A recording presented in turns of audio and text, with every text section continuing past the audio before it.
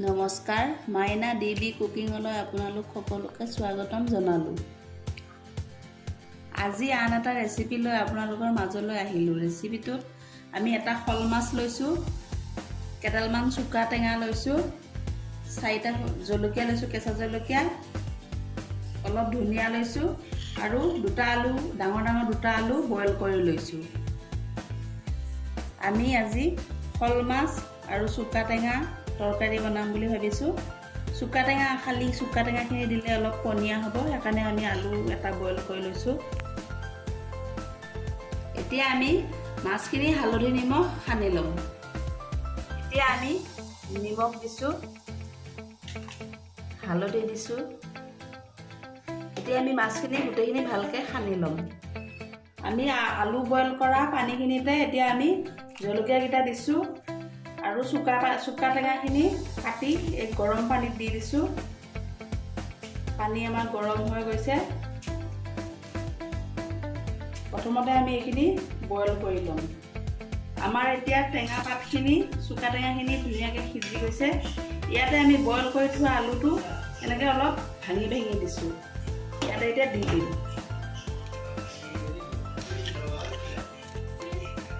ইয়াতে আমি এতিয়া নিমখ দিম। নিমখ জোখমতে দিম, যিমানখিনি লাগে নিমখ আপোনালোকে সিমান জোখমতে দিব। আৰু হালধি দিম। এতিয়া আমি অলপ এনেকৈ ভালকৈ লাৰি দিম, অলপ সময় এনেকৈ উতলিব দিম। প্ৰথমতে আমি বইল কৰি লৈছোঁ এইখিনি গোটেইখিনি, পিছত মাছ ভাজি তেল মাৰি দিম। এতিয়া আমাৰ তৰকাৰীখিনি ধুনীয়াকৈ বইল কৰি লৈছোঁ, হালধি নিমখো একেলগে দি লৈছোঁ। বইল কৰা হৈ গৈছে। এইখিনি এতিয়া আমি নমাই ল'ম। নমাই লৈ মাছখিনি ভাজি ল'ম। এতিয়া আমাৰ কেৰাহী গৰম হৈ গৈছে। আমি মাছ ভাজিবৰ কাৰণে তেল দি ল'ম। আমাৰ তেল গৰম হৈ গৈছে। আমি এতিয়া মাছখিনি গোটেইখিনি মাছ ভাজি ল'ম।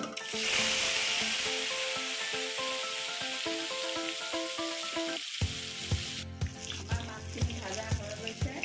এতিয়া আমি উঠাই ল'ম।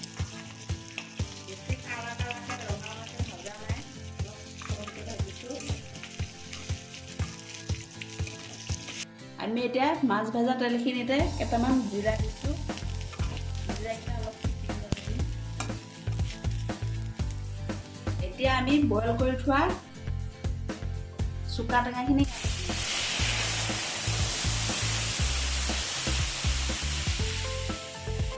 এতিয়া আমি ভাজি ৰখা মাছখিনি গোটেইখিনি ইয়াতে দি দিম। মাছখিনি দিয়াৰ পিছত অলপ সময় ভালকৈ উতলিব দিম।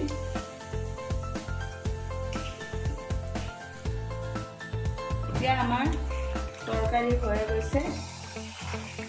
আমি ইয়াতে অলপ ধনিয়া পাত দিম। ইয়াত আমি একো মছলা ব্যৱহাৰ কৰা নাই।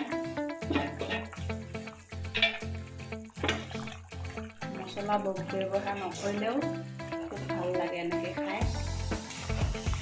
এতিয়া আমি তৰকাৰীখিনি নমাই ল'ম। আমাৰ এয়া শল মাছ আৰু চুকা টেঙা তৰকাৰী ৰেডি হৈ গৈছে। আপোনালোকৰ যদি ভিডিঅ'টো ভাল লাগে, লাইক, কমেণ্ট, শ্বেয়াৰ আৰু ছাবস্ক্ৰাইব কৰি বেল আইকনটো বজাই দিব। আৰু অন্য এটা ভিডিঅ'ত লগ পাম। ধন্যবাদ।